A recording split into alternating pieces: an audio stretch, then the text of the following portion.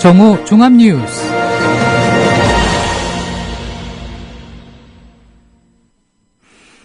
(1월 18일) 국민라디오 정오 종합뉴스. 오늘의 주요 뉴스입니다.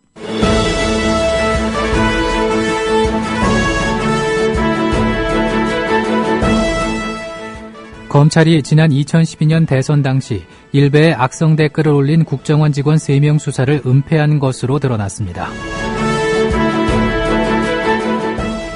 장기결석 초등학생 시신 훼손 유기 사건을 수사 중인 경찰은 숨진 A모 군이 부모에 의해 살해됐을 가능성을 조사하고 있습니다. 서울 마포구 월드컵 경기장 인근의 숲에 23살 김모 씨의 시신 발견된 것과 관련해서 유력한 용의자가 숨진 채 발견됐습니다. 지난 15일 별세한 고 신영복 성공회대 석좌 교수의 빈소에 추모객들의 발걸음이 이어졌습니다. 국민라디오 정오 종합뉴스 잠시 후 시작합니다.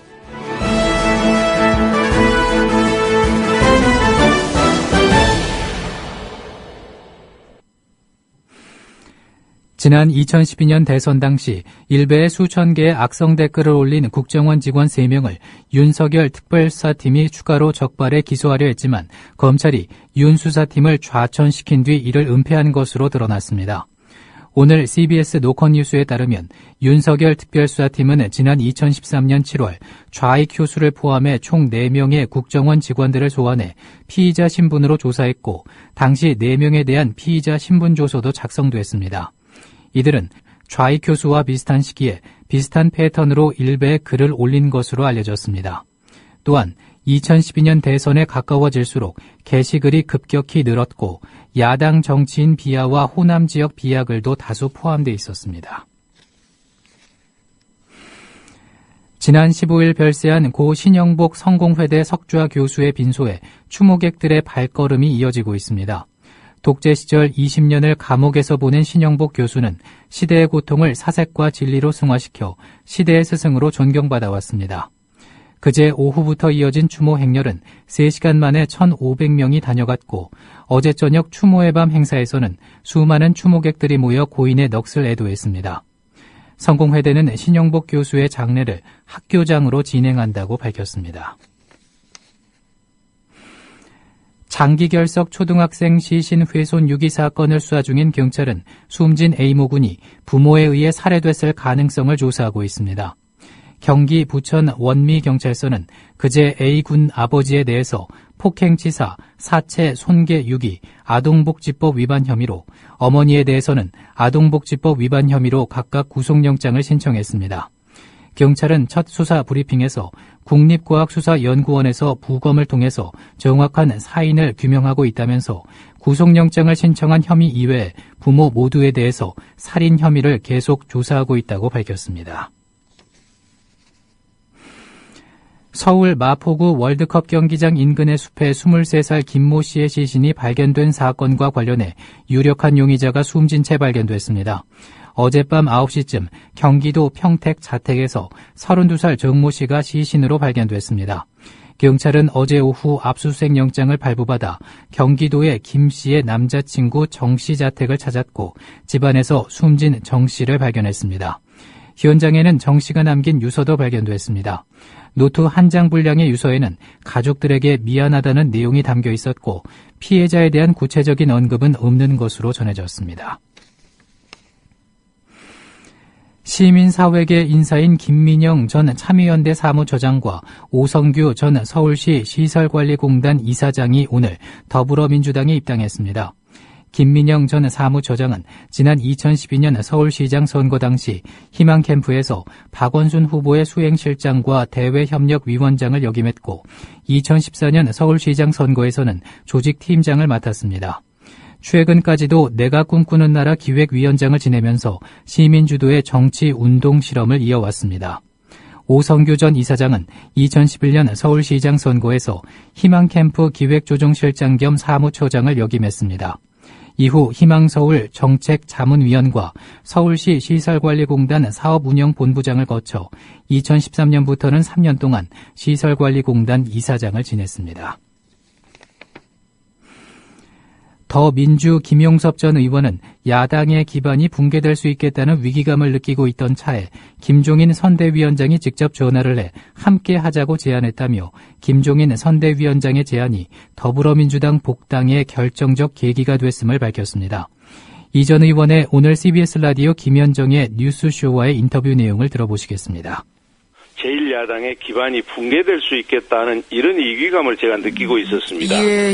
그러던 차에 김종인 선대위원장이 한 3일 전에 직접 전화를 해서 이제 함께 하자고 제안을 해왔어요.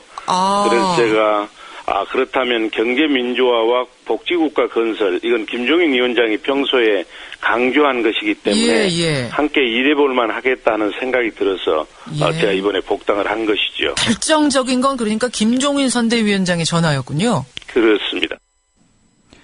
문재인 대표의 거취에 대해서는 이렇게 말했습니다.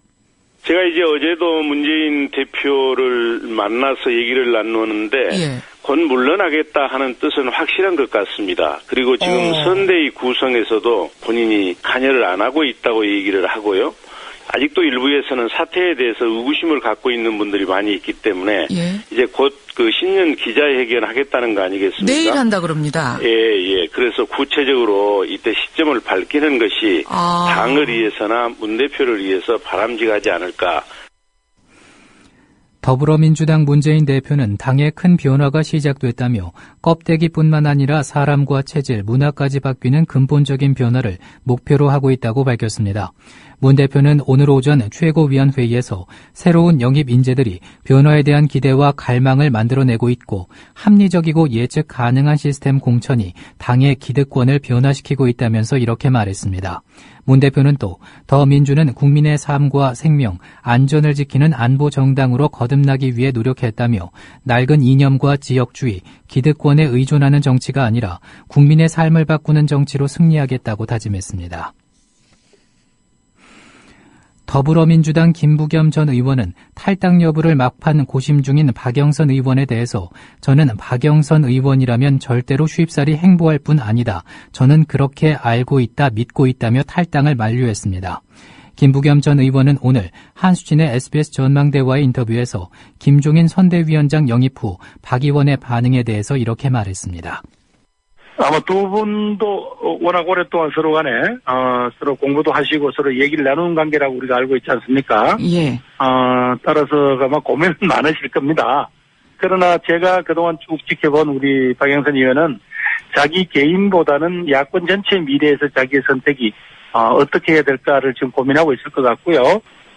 수석께서 당회까지 오셨는데 저는 박영선 의원이 조금 남아서 김종인 선대위원장을 도와서 어떤 당을 조금 확실히 조금 안정시키고 그걸 가지고 다음 총선 국면에서 다시 그 안철수 의원 등이 추진한 또 신당과의 또 관계 설정 문제가 또 남을 겁니다.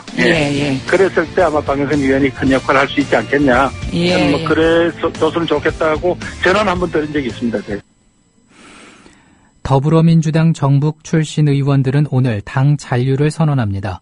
전북, 전주, 덕진의 김성주 의원 등 9명은 오늘 오전 전북도 의회에서 기자회견을 열고 전북 의원들이 당을 지키기로 의견을 모았다며 분열을 허용하지 않고 총선 승리를 향해서 흔들림 없이 나아갈 것이라고 밝힐 예정입니다.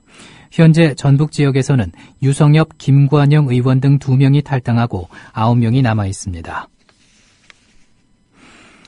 새누리당 지도부의 험지 차출에 따라서 서울 마포갑 출마를 결정한 안대희 전 대법관은 저는 당과 당론에 따라서 서울의 어려운 지역에 출마하는 그야말로 용감한 사람이라며 정정당당하게 경선에 임할 것이라고 밝혔습니다.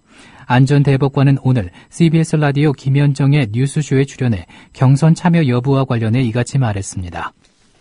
예, 그렇습니다.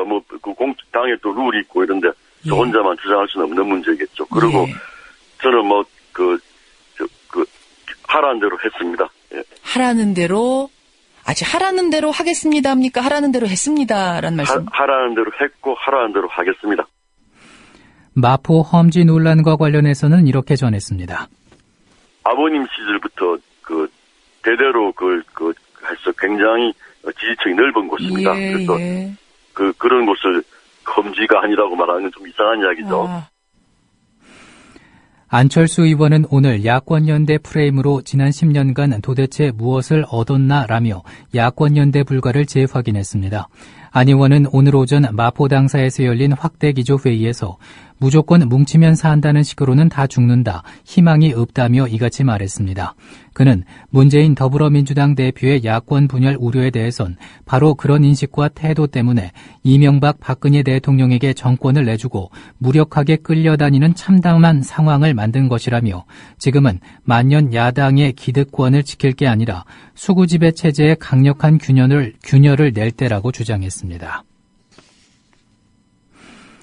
광주 최대 시민단체 모임인 광주시민단체협의회는 한상진 국민의당 창당준비위원장의 이승만 국부 발언과 관련해서 이것이 안철수 의원과 국민의당이 주장한 정치 혁신이고 새 정치인지 묻지 않을 수 없다고 질타했습니다. 광주시민협은 어제 보도자료를 통해서 한상진 위원장은 전직 대통령 평가에 수구적 보수우파 역사의식을 그대로 드러냈다며 현재까지 보여준 모습만으론 정치 발전에 대한 기대보다는 불안감이 엄습한다며 이같이 말했습니다. 시민협은 이어 지난 2014년 민주당과의 통합 과정에서의 당원 당규 5.18 삭제 논란이 다시금 떠오른다면서 또다시 호남을 자신들의 정치적 기득권을 위한 표밭으로만 생각하고 있다는 것을 분명하게 드러낸 것 같아서 분노를 금할 수 없다고 비판했습니다. 국제유가의 내림세가 계속되면서 다음 달 발권되는 국내선 항공권에도 유류 할증료가 부과되지 않습니다. 국내선에 유류 할증료가 붙지 않는 것은 2008년 제도를 도입한 이후 처음입니다. 대한항공과 아시아나항공은 유류 할증료의 기준이 되는 싱가포르 항공료의 가격이 떨어져 이달 1,100원이었던 국내선 유류 할증료가 다음 달에는 없어진다고 밝혔습니다. 또한 국제선은 다음 달에도 유류 할증료가 없어 6개월 연속 할증료가 붙지 않게 됐습니다. 이어서 날씨입니다. 오늘은 전국이 대체로 흐리겠습니다. 오후부터 밤 사이에 서울 경기 북부와 충청북도에는 산발적으로 눈이 날리는 곳이 있겠습니다. 낮 최고 기온은 영하 8도에서 0도의 분포를 보이겠습니다. 서울의 현재 기온은 영하 5.2도입니다. 정오 종합 뉴스를 마칩니다. 제작 이정일, 진행의 정승조였습니다. 국민라디오